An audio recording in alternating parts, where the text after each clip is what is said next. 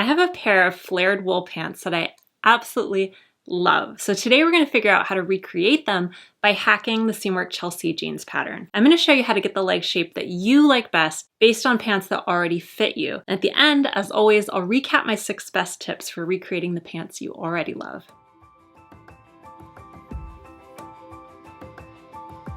So I have these really awesome flares that I absolutely love. I just love the shape of these on me. And I'm not somebody who wears flares all that much, but I really like the shape of these particular ones. So in some ways, these pants are very similar to the Chelsea jeans. You've got the high rise, you've got the patch pockets, it's fitted through the hips, you've got a fitted waist. The difference here, I think, is that the leg shape is a little bit different. These pants that I have, they tend to flare a little bit above the knee, so there's a little bit more give at the knee, whereas the Chelsea jeans flare right below the knee. So you get that nice fitted line through the knee and then a flare below. And I've just noticed that on my body, I really like a flare that starts a little bit higher. So I'm gonna try raising the flare on the Chelsea jeans using this pair of pants that I already have that fit me as a bit of a template for the shape of the leg. So the Chelsea jeans I'm going to be using are a Seamwork pattern. And of course, if you're a Seamwork member, you can download this pattern for free along with over 200 other patterns as a member. And if you are a YouTube subscriber, then you can get 50% off a Seamwork membership. So we'll put a link to that down below. And with that membership, you get access to over 200 sewing patterns, plus all of our resources, plus our private community. And it's an awesome good deal. So I will put that in the link in the description below. I really love the shape of the Chelsea jeans. I think the hips, the waist, the bottom, I think all of it just looks really incredible on a wide variety of bodies. And I am really excited about it. I just think raising the flare for myself is going to be, just give it that look that I'm going for and that matches the pants that I have that I already love. So if you're interested in figuring out how to do that, let's do it together. Instead of denim, I'm going to be using this light blue stretch corduroy, and I chose blue because I think it gives kind of that denim versatility, but the corduroy is something a little bit different, and it's gonna be a little bit lighter for summer too. So this is the actual fabric. It does have a little bit of stretch. The pattern calls for fabric with stretch, and this does have a little bit of stretch. But of course, when you're making pants, you should almost always make a muslin. So I have another fabric that I'm using just to make the muslin. And this fabric is a bottom weight twill in cotton, very, very simple. And it also has a little bit of stretch. Okay, so I've got my pattern here and I've got my muslin here, which has already been pre-washed. So the first thing I'm gonna do is I'm gonna take the paper pattern and I'm gonna cut out all of the pieces of the paper pattern except for the pant legs. So all the small pieces, I'm gonna leave the pant legs. And the reason I'm gonna do that is so that they have extra paper around them so that I can redraw the curves of the pant legs going down to the bottom. And it'll just give me a little bit more space to do that. So let's start by cutting out the small pieces.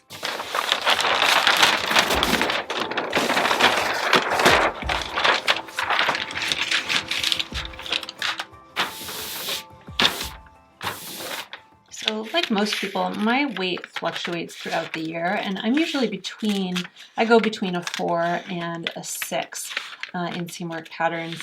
And right now I'm closer to a 6. So I'm gonna be cutting a 6 today.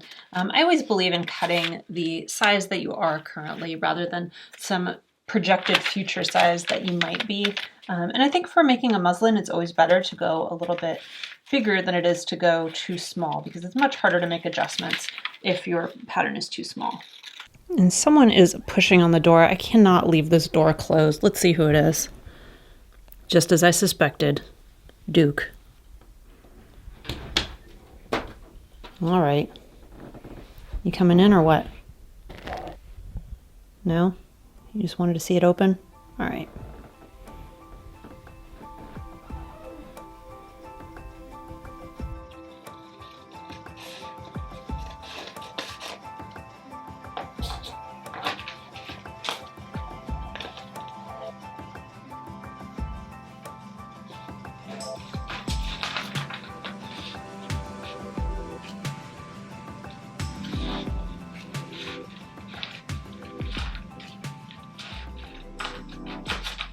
Okay, the next thing we're gonna do is we're gonna draw in our seam allowances on the pattern. And the reason we're gonna do that is we're gonna line up the finished pair of pants with the pattern piece, and we're going to have to know where the actual seam lines are on the pattern piece in order to do that and get the same shape. So I'm going to draw them in with this colored marker so it'll be easy to see.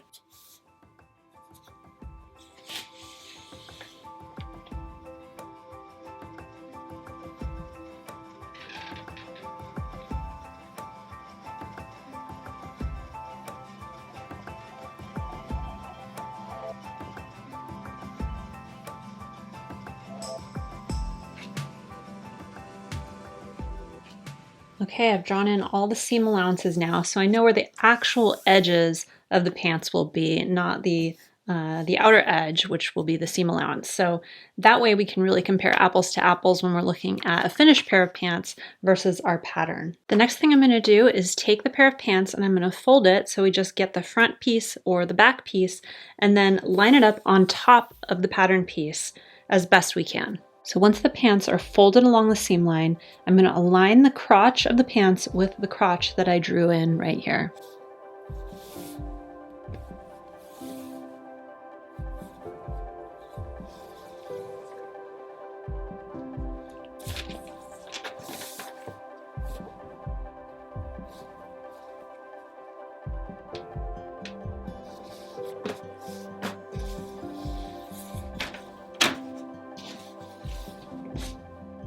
Okay, so I've got the pants folded along the seam lines and kind of laid over the top. So what I'm going to do is just take a pencil and sort of sketch in the general shape just to kind of give me an idea of where I'm going. And then I'm going to use measurements to refine that shape and get it closer to the shape of the pant leg that I want.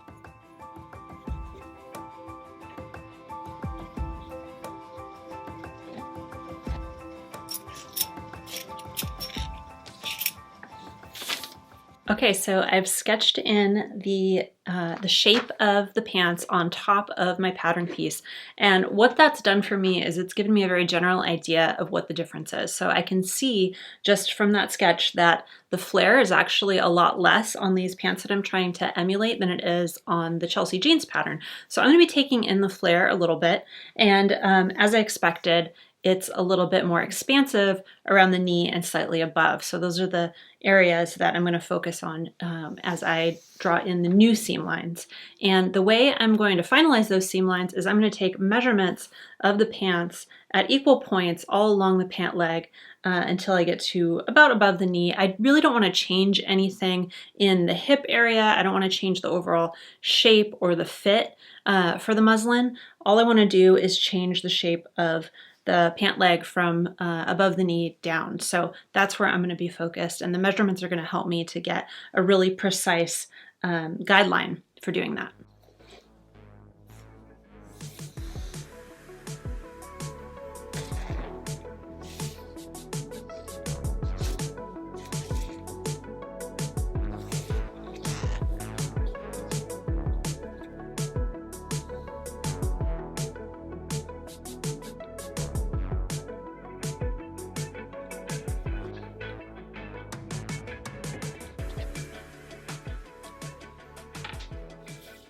All right, so I drew in the new shape with all of the measurements I took, and that's the outer line here. And you can see that whereas the original pattern flared in right at the knee, the new pattern line that I'm drawing is a lot straighter. So it's going to be a lot more of a flare from the hip rather than from the knee.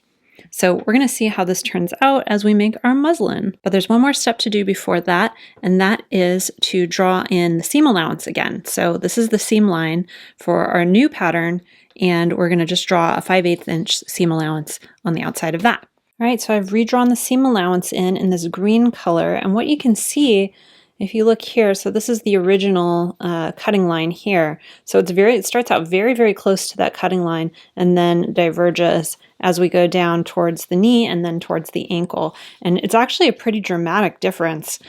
So I'm really glad that I'm going to be making a muslin of this, and we're going to see how it looks before we actually cut out our final fabric. But let's see how it goes.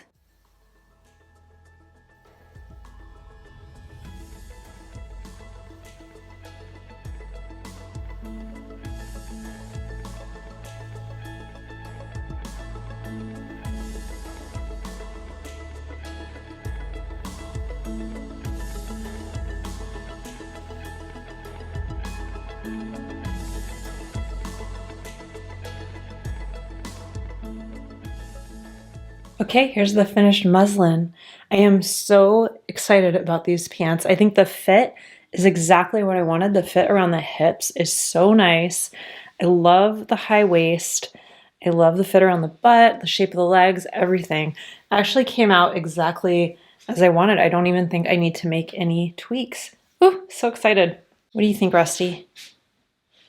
All right, I'm super excited about how my muslin turned out. I'm still wearing them because I love them so much. I want to make them in white now. They look so good. But I have a pair cut out in the dusty blue fabric right here, and we're ready to sew. So I'm going to sew those up real quick, and I'll come back and show you the finished pants. Ooh, I'm really excited.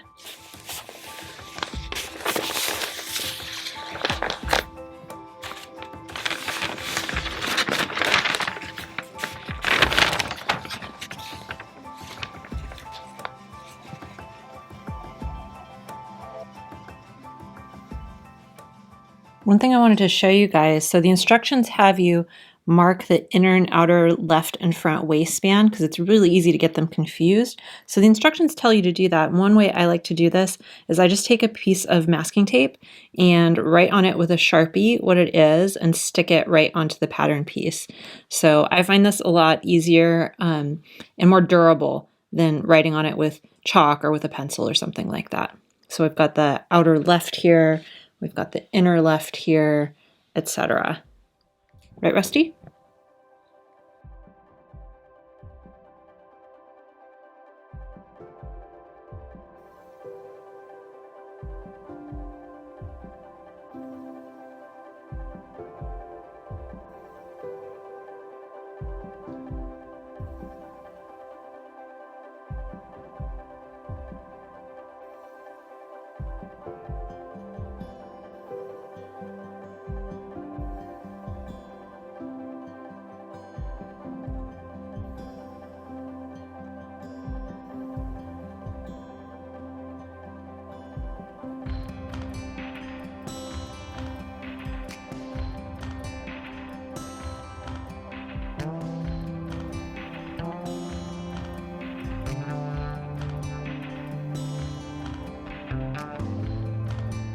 Okay, they're all done now. So now let's try them on.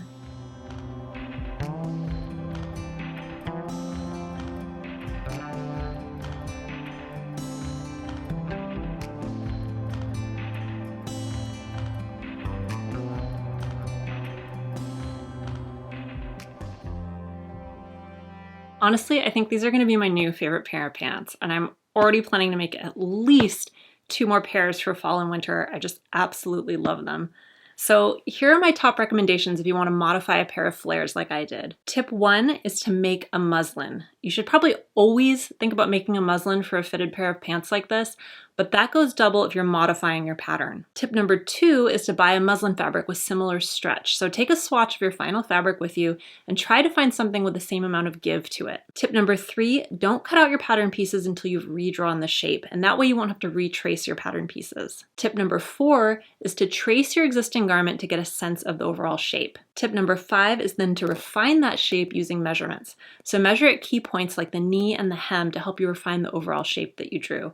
And then don't forget to add seam allowances. Tip number 6 is to skip the extras when you're making your muslin. So you don't need to sew the fly up and you don't need to add pockets or belt loops. So sewing your muslin should be really fast. And a bonus tip, if you want to make a pair like mine, you can actually just create a straight leg from the hip. So I actually found that after all that tracing and all that measuring, the leg shape I love measures about the same at the thigh, the knee, and the hem. So if you want to do something similar, you can redraw a straight leg starting from about an inch below the crotch all the way down. So in other words, these legs are actually just long, straight tubes. And if you want to try making the Chelsea jeans yourself, either with the original flare or with a modified flare like this, I'll link to the pattern in the description below. And don't forget, our YouTube subscribers get half off a Seamwork membership, which includes this pattern plus hundreds of others, all for one low annual price. I'll put a link to that discount below too, and I'll see you over at Seamwork.